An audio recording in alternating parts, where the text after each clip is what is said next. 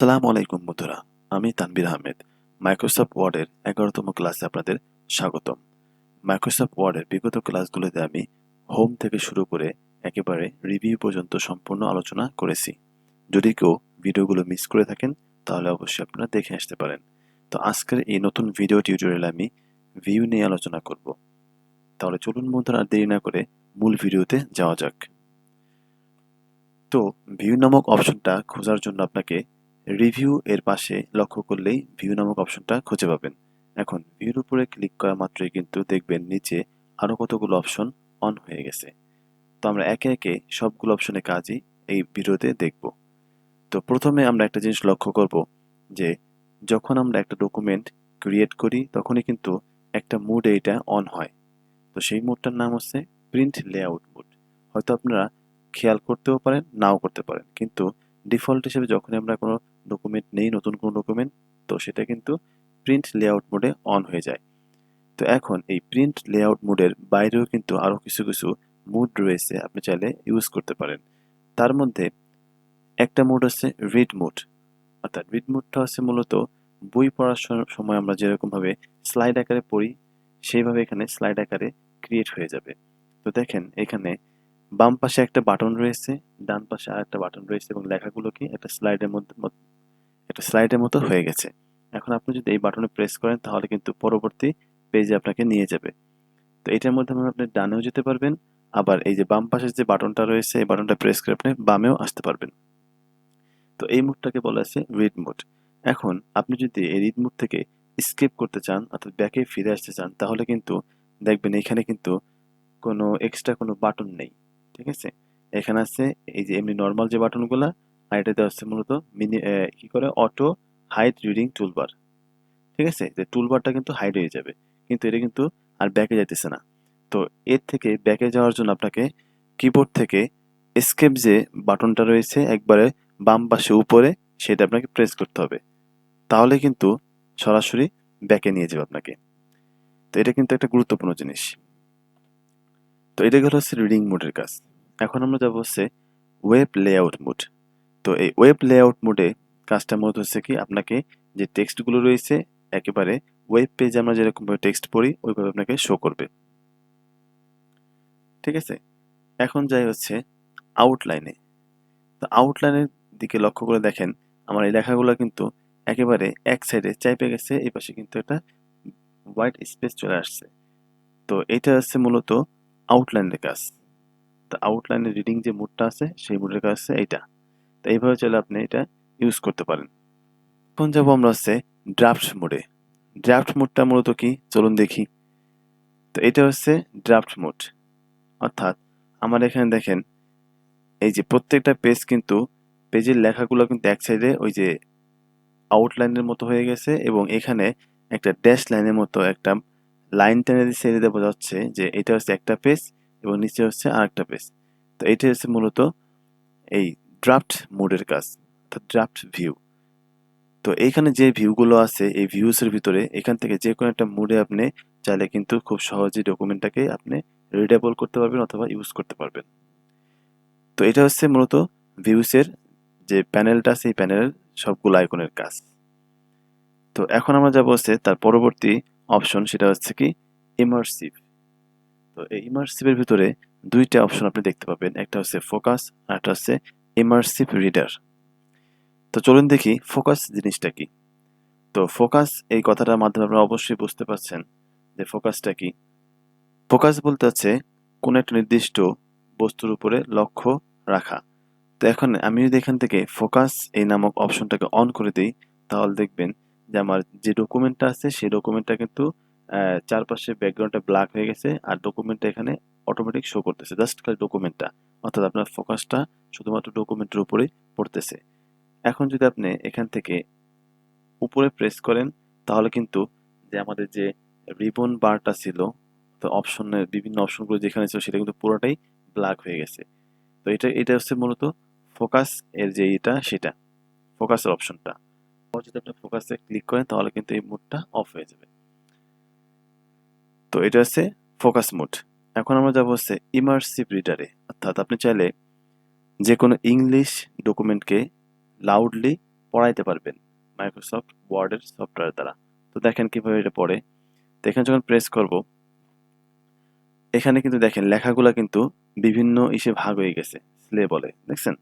লেখাগুলোর ভিতরে কিন্তু লাইনের ভিতরে স্পেস চলে আসছে এবং প্রত্যেকটা ওয়ার্ডের ভিতরে কিন্তু স্পেস চলে আসছে।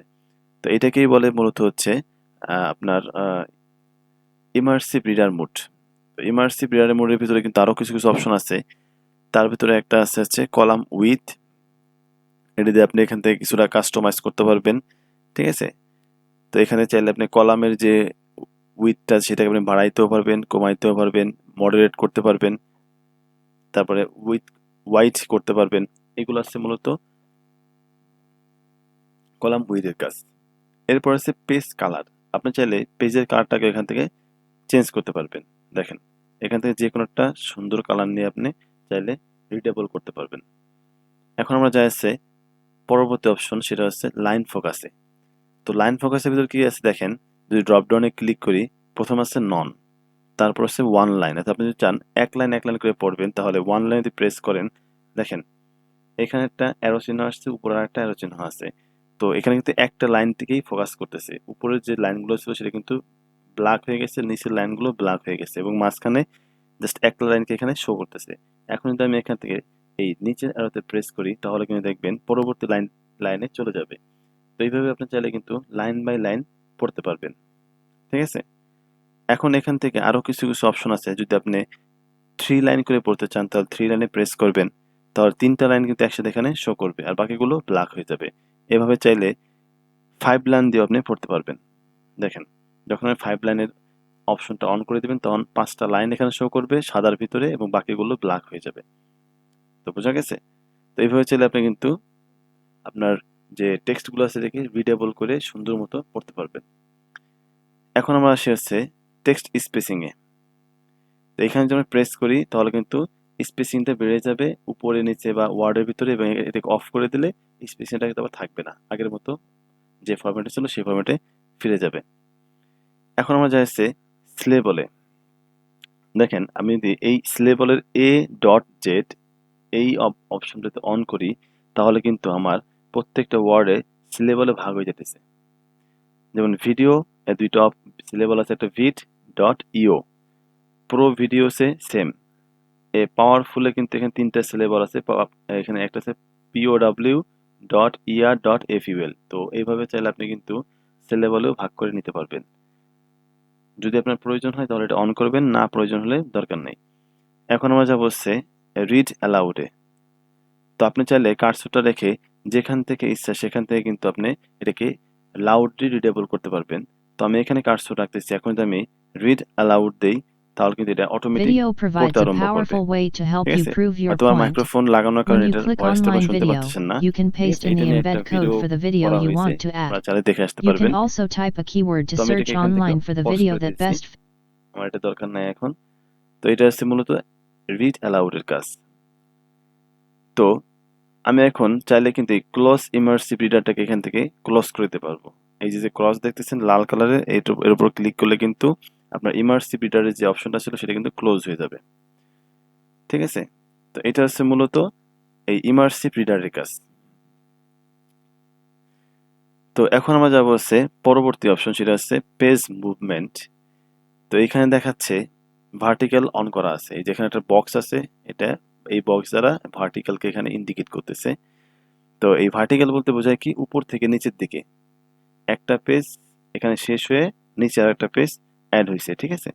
এটা হচ্ছে ভার্টিক্যালি। আর তুমি সাইড বাই সাইডে এখানে অন করে দিই, তাহলে দেখবেন আমার পেজগুলো এইখানে একটা আসছে, এরপরে যে আরেকটা আসছে, আরেকটা নতুন পেজ নেই, এখান থেকে ইনসার্ট করি ব্ল্যাঙ্ক পেজ, দেখবেন যে আমার পেজগুলো কিন্তু এই যে একটার পর একটা এখানে আসতেছে সাইড বাই সাইড, ঠিক আছে? তো এখন আমরা যাব হচ্ছে পরবর্তী অপশন, সেটা হচ্ছে শো এই প্যানেলে। তো এই শো প্যানেলের ভিতরে দেখেন 3টা অপশন দিয়ে দিচ্ছে, একটা হচ্ছে রুলার, আরেকটা হচ্ছে গ্রিড লাইন, নেভিগেশন পেন। তো রুলার জিনিসটা কি, এখানে একটা চেক মার্ক দেওয়ার অপশন আছে, আপনি যদি এই রুলার অপশনটাকে অন করে দেন, তাহলে কিন্তু উপরে দেখবেন রুলার চলে আসবে, বা বাম পাশে রুলার চলে আসবে। এই রুলারের মাধ্যমে আপনি একটা ডকুমেন্টের সাইজটাকে আপনারা সহজেই বুঝতে পারবেন, অথবা মার্জিনটাকেও সেট করতে পারবেন খুব সহজেই। ঠিক আছে?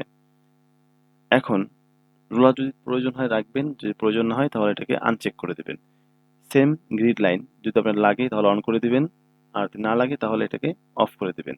নেভিগেশন পেনের মাধ্যমে আপনি চাইলে এই যে একটা নেভিগেশন পেন আসছে, এর মাধ্যমে যে কোনো কিছু আপনি খুঁজতে পারবেন। যেমন আমি যদি চাই ভিডিও এই ওয়ার্ডটা খুঁজতে, VIDEO, তাহলে প্রেস করার মতো দেখেন 12টা রেজাল্ট এখানে শো করতেছে এবং 12 জায়গায় এটা কিন্তু মার্ক হয়ে গেছে। ঠিক আছে? তো এর কাজটা কিন্তু মূলত আছে হোমের ভিতরে। হোমের ভিতরে গেলে এই যে ফাইন্ড নামে যে অপশনটা আছে অথবা রিপ্লেস, এই কাজটাই মূলত এর মাধ্যমে করা হয়। তো এটা নিয়ে কিন্তু হোমের ভিতরে বিস্তারিত আলোচনা করা আছে। যদি কেউ না দেখে থাকেন তাহলে দেখে আসবেন। তো আমি এটা নিয়ে আর এখন আলোচনা করব না, আমি এটাকে ক্লোজ করে দিয়েছি। এখন যা বলছে পরবর্তী অপশন সেটা হচ্ছে জুম। আমরা কিন্তু দেখার সুবিধার জন্য আমাদের ডিজাইন করার সময় ডকুমেন্টকে জুম ইন করতে হয়, আবার কখনো জুম আউট করতে হয়। তো দেখেন, আমরা কিন্তু মূলত সচরাচর কিবোর্ড শর্টকাট কন্ট্রোল অল্টার অথবা শুধু অল্টার প্রেস করে মাউসের যে হুইলটা রয়েছে সেটাকে সামনে পিছনে ঘোরানোর মাধ্যমে কিন্তু আপনি এটাকে জুম ইন জুম আউট করতে পারি। আবার দেখেন, ডান পাশেও কিন্তু একটা অপশন রয়েছে, এখানে স্লাইড বার দিয়ে দিছে। এই যে ডান পাশে এখানে একটা স্লাইড বার দিয়ে দিছে, এখানে মাইনাস আছে এবং এই দিকে গেলে প্লাস আছে। তো আপনি যদি আস্তে আস্তে এখান থেকে এই স্লাইডটাকে সরায় ডান দিকে নিয়ে যান অর্থাৎ প্লাসের দিকে, তাহলে কিন্তু জুম ইন হবে। আবার যদি পিছনের দিকে নিয়ে যান তাহলে সেটা কিন্তু জুম আউট হয়ে যাবে। ঠিক আছে? তো এটা হচ্ছে জুম ইন এবং জুম আউটের কাজ। তো সেটাই মূলত এখানে দেখাইছে। এখানে যদি প্রেস করেন দেখেন, এই জুম এর অপশনটাতে ক্লিক করা মাত্র কিন্তু একটা ছোট উইন্ডো চলে আসছে, ডায়ালগ বক্স, এবং এর ভিতরে কিন্তু এখানে দেখেন জুম টু 200%, 100%, 75% অথবা পার্সেন্টের একটা কাস্টমার সাইজ কিন্তু আপনি এখান থেকে চাইলে সেট করতে পারবেন। ঠিক আছে? এই যে এখান থেকে এই তিনটে অপশনের বাইরে যদি কোনো কাস্টম সাইজ আপনার প্রয়োজন হয় তাহলে কিন্তু এখান থেকে আপনি অ্যাড করতে পারবেন, বাড়াইতেও পারবেন, কমাইতেও পারবেন। ঠিক আছে? আর পেজ ওয়াইড, তারপরে টেক্সট ওয়াইড এবং এই যে হোল পেজের যে জুমটা আছে আপনি এখান থেকে তাও করতে পারবেন। ঠিক আছে? আমি যদি এখান থেকে 200% করে দিই তাহলে দেখেন ওকে প্রেস করলে এটা 200% হয়ে গেল। আবার এখান থেকে যদি আমি 100% করে দিই তাহলে কিন্তু আমার জুমটা 100% হয়ে গেল। কিন্তু আপনি এই কাজটা 100% এর যে কাজটা কিন্তু খুব সহজে আপনি এই যে একটা অপশন আছে 100%, এর উপর ক্লিক করে কিন্তু আপনি করতে পারবেন। দেখেন, আমি যদি জুম করে ফেলাই বেশি, জুম করার পর এখন যদি আমি 100% এ দেই তাহলে কিন্তু আমার ডকুমেন্টটা 100% এ জুম হয়ে যাবে। তো এখন যাব হচ্ছে আমরা পরবর্তী অপশন, সেটা হচ্ছে ওয়ান পেজ। এই ওয়ান পেজ ভিউটা কি দেখেন, যদি আমি এখানে অন করে দেই এটাকে, আমার এই ডকুমেন্টটা এক পেজ করে আমি দেখতে পারবো। ঠিক আছে? আর তার প্রথম পেজ শেষ করার পর আছে তারপরের পেজ। আর যদি আমি এখান থেকে মাল্টি পেজ করে দিই, মাল্টিপল পেজ, তাহলে দেখেন একসাথে অনেকগুলো পেজ থাকলে সেই পেজগুলো একসাথে শো করবে। তো এখানে দেখেন, আমি যদি এখানে এই লেখাগুলোকে একবার কপি করি এবং নিচে যে পেস্ট করে পেজটাকে বাড়াই দেই,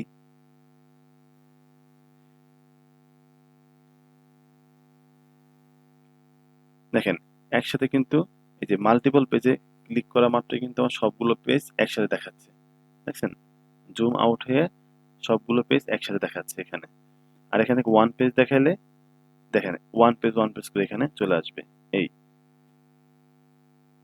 তো এখন যা বলছি আমরা পেজ উইথে। তো পেজ উইথে ক্লিক করলে কিন্তু আমার যে পেজের যে উইথটা আছে একবার এখান থেকে এই পর্যন্ত সেই মাপে কিন্তু এটা ছড়াই যাবে। ঠিক আছে? চলে আসবে একবার এখান থেকে শুরু করে এই পর্যন্ত মাপ মতো একবারে উইন্ডোর যে মাপ আছে ওই মতো চলে আসবে পেজটা। তো এটা হচ্ছে মূলত পেজ উইথের কাজ। এখন আমরা যাবো হচ্ছে পরবর্তী অপশন, সেটা হচ্ছে নিউ উইন্ডো, অ্যারেঞ্জ অল এবং স্প্লিটে। তো নিউ উইন্ডো জিনিসটা কি, আপনি যদি এখানে এটা হচ্ছে একটা উইন্ডোর ভিতরে আছে, এই যে ডকুমেন্টটা হোল ডকুমেন্ট এটা কিন্তু একটা উইন্ডোর ভিতরে আছে। তো আমি যদি এখান থেকে আর একটা উইন্ডো নেই, নিউ উইন্ডো দিই, অর্থাৎ আমার এই ডকুমেন্টটা যেরকম আছে সেম ফরম্যাটে সেম জিনিসই আর একটা উইন্ডোতে চলে যাবে। তো এটা হচ্ছে মূলত নিউ উইন্ডোর কাজ। তো এখানে প্রেস করে দেখেন আর একটা নতুন উইন্ডো চলে আসছে এবং এখানে ভিউতে যদি আমি যাই, অ্যারেঞ্জ অলে যদি আমি প্রেস করি তাহলে কিন্তু সবগুলো দেখেন উপরেও একটা উইন্ডো, নিচে আর একটা উইন্ডো, দেখছেন? এই সবগুলো উইন্ডো কিন্তু এরকম আরো যতগুলো উইন্ডো থাকবে সবগুলো এখানে একসাথে আপনি দেখতে পারবেন। ঠিক আছে? এটা হচ্ছে উইন্ডোর কাজ। এখান থেকে একটা আপনি ক্লোজ করে দেন। তো ক্লোজ করে দিয়ে এখন আমি যদি আবার এখানে ফেরত যাই, যাওয়ার পরে অ্যারেঞ্জ অল দিলে ওই সেম সেম কাজ। এখন আমরা যাবো হচ্ছে স্প্লিটে। তো স্প্লিটের মাধ্যমে কি করতে পারবেন আপনি দেখেন, এখান থেকে প্রেস করেন, তাহলে নিচে একটা ডকুমেন্টের চলে আসছে, উপরে কিন্তু আরেকটা, দুইটা আলাদা আলাদা অংশ কিন্তু একই জিনিসের আলাদা আলাদা অংশ। অর্থাৎ আপনার এখানে কিন্তু এই কাজটা আপনার হয়তো লাগবে কখন, যখন আপনি একটা ডকুমেন্ট দেখে দেখে হুবহু এখানে একটা ডকুমেন্ট ক্রিয়েট করবেন, তখন আপনার এই স্প্লিটের অপশনটা প্রয়োজন হবে। ঠিক আছে? তো স্প্লিটটাকে অফ করার জন্য ভিউতে যাবেন, ভিউতে যাওয়ার পর এখান থেকে রিমুভ স্প্লিট দিলে কিন্তু এই স্প্লিটটা চলে যাবে। ঠিক আছে? তো নিউ উইন্ডো দিলে এখানে কিন্তু এই যে ভিউ সাইড বাই সাইড বা সিনক্রোনাস স্ক্রলিং, এই যে অপশনগুলো আছে এগুলো কিন্তু অন হয়ে যাবে। এখান থেকে আমি আরেকটা উইন্ডো নেই, আবার আমি ভিউতে যাই, আবার যদি আরেকটা উইন্ডো নেই, এখন আবার ভিউতে যাই।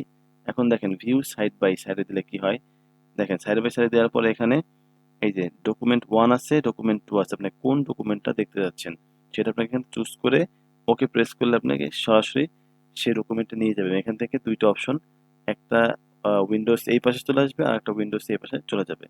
এইভাবে চাইলে আপনি কিন্তু দুইটা ডকুমেন্টকে আপনি একসাথে চাইলে পরাপর দেখতে পারবেন। ঠিক আছে? তো এখন আমরা যাব হচ্ছে পরবর্তী অপশন, সুইচ উইন্ডোজ। তো এখান থেকে আপনার যদি একের অধিক উইন্ডোজ থাকে সেক্ষেত্রে আপনি একটা উইন্ডো থেকে আরেকটা উইন্ডোতে আপনি সুইচ করতে পারবেন, অর্থাৎ চলে যেতে পারবেন।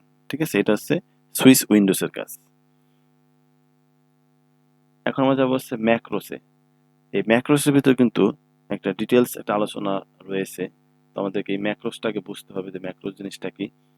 তো ম্যাক্রোসের মাধ্যমে আপনি চাইলে কোনো একটা ফরম্যাটিংকে রেকর্ড করে পরবর্তী যে কোনো একটা টেক্সটের ভিতরে বা হোল একটা ডকুমেন্টের ভিতরে সেটাকে আপনি পেস্ট করতে পারবেন। ঠিক আছে? ওটাকে সেম ভাবে অ্যাপ্লাই করতে পারবেন। তো দেখি আমরা কিভাবে ম্যাক্রোসটাকে ইউজ করতে পারি। তো আমি এইখানে এই যে এখান থেকে এই পর্যন্ত এইটুকু টেক্সটকে আমি এখান থেকে সিলেক্ট করলাম, সিলেক্ট করার পরে ম্যাক্রোসে চলে যাব এবং এখান থেকে যাব হচ্ছে রেকর্ড ম্যাক্রোসে। তো রেকর্ড ম্যাক্রোসে গেলে কিন্তু আমার এখানে একটা ডায়ালগ উইন্ডো চলে আসছে। এর ভিতরে কিছু অপশন আছে, এই যে ম্যাক্রো নেম আছে এবং নিচে আছে কি বাটন, এই যে অ্যাসাইন ম্যাক্রো টু বাটন এবং কিবোর্ড। অর্থাৎ বাটনের মাধ্যমে আপনি চাইলে কিন্তু এই ম্যাক্রোটাকে শর্টকাটের মাধ্যমে রিবন যেটাকে বলে রিবনের মাধ্যমে আপনি সেভ করতে পারবেন, অথবা কিবোর্ড শর্টকাটের মাধ্যমে যে কোনো কিবোর্ড শর্টকাট আপনি যদি এন্টার করে দেন, পরবর্তীতে ওই কিবোর্ড শর্টকাট প্রেস করে কিন্তু আপনি ওই ফরম্যাটিংটাকে অন্য কোনো ডকুমেন্ট অথবা টেক্সটের উপরে অ্যাপ্লাই করতে পারবেন। ঠিক আছে? তো এখন আমি এখান থেকে বাটন নামে যে অপশনটা আছে এটাই প্রথমে দেখাবো। তো বাটন প্রেস করার সাথে সাথে দেখেন আরেকটা ডায়ালগ উইন্ডো এখানে চলে আসছে বড় আকারের। এখানে হচ্ছে আমরা এই যে normal new macro dot macro 1 আছে, এইটা প্রেস করে এখান থেকে অ্যাড করে দেব। তো এটা কিন্তু আমার এই যে এখানে একটা রিবন ছিল বা অপশন আছে, এখানে রিবনের যে শর্টকাট, এখানে কিন্তু এই জিনিসটা অটোমেটিক অ্যাড হয়ে যাবে। এই যে দেখেন সেভ, আনডো, রিডো এবং এখানে টার্ন অটো সেভ অন অথবা অফ, এর সাথে এইটাও এই ম্যাক্রোর জিনিসটা কি অ্যাড হয়ে যাবে। এখানে ওকে প্রেস করে দিই, দেখেন এই যে পাশে রিবনের আকারে এখানে চলে আসছে।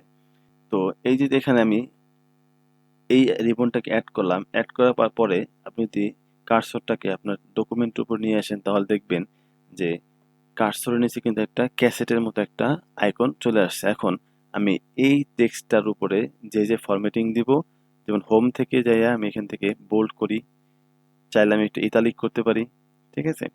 এবং একটু আন্ডারলাইন করি, এখান থেকে একটা ফন্ট আমি চুজ করে দেই এরিয়াল ব্ল্যাক এবং এটার ফন্ট সাইজটা একটু বড় করে দিই।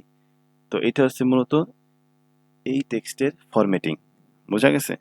তো আমি এখন আবার যাবো চলে ভিউতে, ভিউতে যাওয়ার পরে এখান থেকে ম্যাক্রোতে যেয়ে এই যে স্টপ রেকর্ডিং, আবার চাইলে আপনি এখান থেকে পজ রেকর্ডিংও করতে পারবেন। তো আমি এখান থেকে স্টপ রেকর্ডিং করে দিই। তো আমার এই রেকর্ডিংটা কিন্তু স্টপ হয়ে গেল। কিন্তু আমি এবার এই যে ফরম্যাটিংটা এখানে অ্যাপ্লাই করলাম, এই ফরম্যাটিংটা আমি আবার দ্বিতীয়বার ম্যানুয়ালি করব না, আমি জাস্ট ম্যাক্রোসের মাধ্যমে এখানে অ্যাপ্লাই করব। তো দেখেন আমি চাইতেছি যে আমার এই টেক্সটের ভিতরে জন্য এই সেম ফরম্যাটিংটা অ্যাপ্লাই হয়ে যায়। তাহলে এখান থেকে অ্যাপ্লাই করার জন্য আপনি যাইতে হবে প্রথমে ম্যাক্রোসে এবং এখান থেকে ভিউ ম্যাক্রোস, এরপরে এই যে ম্যাক্রো 1 নামে যে ম্যাক্রোটা সেভ করছিলাম এটা এখান থেকে যাইয়ে আপনাকে রান করতে হবে। এটাকে সিলেক্ট করে এখান থেকে রান করতে হবে। তাহলে দেখেন এই সেম ফরম্যাটিংটা কিন্তু এইটার উপরে অ্যাপ্লাই হয়ে গেছে। তো এইভাবে আপনি বাটনের মাধ্যমে চাইলে কিন্তু ম্যাক্রোটাকে ইউজ করতে পারবেন। এখন আমরা যাবো হচ্ছে ম্যাক্রোসের পরবর্তী অপশন। তো পরবর্তী অপশনে যাওয়ার জন্য আমাদেরকে সেম ভাবে একটা টেক্সটকে আমাদের সিলেক্ট করতে হবে। তো সিলেক্ট করার পরে আমরা এই টেক্সটের মধ্যে যে ফরম্যাটিংটা অ্যাপ্লাই করব, ঠিক আছে, সেই সেম ফরম্যাটিংটা আমরা পরবর্তী যে কোনো ডকুমেন্ট অথবা যে কোনো একটা টেক্সটে আমরা অ্যাপ্লাই করতে পারবো, কিন্তু এটা শর্টকাটের মাধ্যমে। তো এখন আমি সিলেক্ট করার পরে যাবো হচ্ছে ম্যাক্রোসে, এখান থেকে যাবো হচ্ছে রেকর্ড ম্যাক্রো। রেকর্ড ম্যাক্রো যাওয়ার পরে সেম আগের মতো একটা ডায়ালগ বক্স আসবে, এখান থেকে কিবোর্ডটাকে চুজ করে দেব। তো চুজ করে দেওয়ার পর দেখেন এখানে এই যে প্রেস নিউ শর্টকাট কি, এখানে প্রেস নিউ শর্টকাট কির ভিতরে আমাকে একটা শর্টকাট কি আমাদের চুজ করতে হবে। তো আমি এখান থেকে অল্টার কন্ট্রোল সি নামে একটা শর্টকাট কি আমি এখানে চুজ করলাম, ঠিক আছে। তো এখন আমার এখান থেকে এই যে অ্যাসাইন নামে যে অপশনটা আছে এটাতে ক্লিক করলে ক্লোজ করে দেই। ক্লোজ করে দিলে আগের মতো দেখবেন কার্সরের পাশে একটা ক্যাসেটের মতো একটা আইকন আসছে। এখন এই যে টেক্সটটা আছে এই টেক্সটের উপরে আমি সেম আগের মতো ফরম্যাটিং দিব, ঠিক আছে। তো ফরম্যাটিং দেওয়ার পরে এখান থেকে এর ফন্টটাকেও বাড়াই দেব, একটু বাড়াই দিলাম। এখন এইটা হচ্ছে এর ফরম্যাটিং। তো এখন আমি যাব হচ্ছে ভিউতে যাওয়ার পরে ম্যাক্রোসে যাওয়ার পরে এখান থেকে স্টপ রেকর্ডিং করে দেব। তো এখন কিন্তু আমার এই যে ম্যাক্রোটা আছে বা এই ফরম্যাটিংটা কিন্তু সেভ হয়ে গেছে। এখন আমি পরবর্তী যে কোনো টেক্সট আমি এখান থেকে সিলেক্ট করে চাইলে কন্ট্রোল অল্টার সি প্রেস করলেই দেখেন আমার কিন্তু অটোমেটিক ওই ফরম্যাটিং এখানে পেস্ট হয়ে গেল, বা এই টেক্সটটা কিন্তু ওই ফরম্যাটিংয়ে কনভার্ট হয়ে গেল। তো এইভাবে চাইলে কিন্তু খুব শর্টকাটে ম্যাক্রোসের মাধ্যমে যে কোনো ফরম্যাটিং আপনি জাস্ট একবার রেকর্ড করবেন, পরবর্তী যে কোনো ডকুমেন্টে যে কোনো টেক্সটে আপনি সেকেন্ডের মধ্যে সেটাকে অ্যাপ্লাই করতে পারবেন। তো এটাই হচ্ছে মূলত ম্যাক্রোসের কাজ। তো এখন যে বলছে পরবর্তী অপশন সেটা হচ্ছে শেয়ার পয়েন্ট বা প্রপার্টিস। এখানে আমি একটা ডকুমেন্ট নিছি, এরকম দেখা যায় আরো বড় ডকুমেন্ট হতে পারে, একটা বই হতে পারে। তো এই বইয়ের ভিতর কিন্তু অনেক ক্যারেক্টার আছে, লাইন আছে, এর কিন্তু একটা প্রপার্টিস আছে, ঠিক আছে।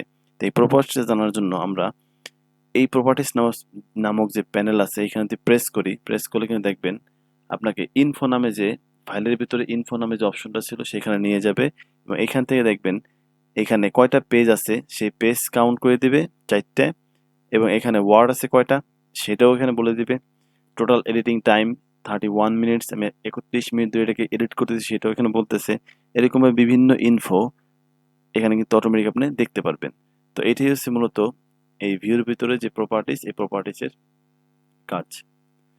তো একে একে কিন্তু বন্ধুরা সব ভিডিওগুলোই একে দেখা হয়ে গেল, ঠিক আছে। সব ভিডিওতে যতগুলো কাজ আছে এখানে মেইন মেনুর যে কাজগুলো হোম থেকে শুরু করে একবারে ভিউ পর্যন্ত, এবং এদের আন্ডারে যতগুলো রিবনের কাজগুলো আছে সবগুলো কিন্তু আমাদের দেখা শেষ। তো বিগত যে ক্লাসগুলো নেওয়া হয়েছে যদি আপনারা কেউ মিস করে থাকেন তাহলে সেগুলো কিন্তু একে একে করে প্লে লিস্ট করা আছে, সেগুলো দেখে নিতে পারবেন। এবং আজকের এই ভিডিওটা ছিল হচ্ছে মূলত মাইক্রোসফট ওয়ার্ডের শেষ ক্লাস, ঠিক আছে। তো মাইক্রোসফট নিয়ে অন্যান্য ভিডিওগুলোতে বিস্তারিত আলোচনা করা হয়েছে। তো আমি সবাইকে দেখার জন্য আমন্ত্রণ জানাচ্ছি, এবং পরবর্তী ভিডিও টিউটোরিয়ালে আমি এক্সেল নিয়ে আলোচনা করব, এবং এক্সেলের বিভিন্ন বিষয় নিয়ে বিস্তারিত আলোচনা করব। সবাইকে ভিডিওগুলো দেখার জন্য এবং আমার পাশে থাকার জন্য সবাইকে আমন্ত্রণ জানিয়ে আজকের মতো এখানে বিদায় নিচ্ছি। সবাই ভালো থাকবেন, সুস্থ থাকবেন। আল্লাহ হাফেজ।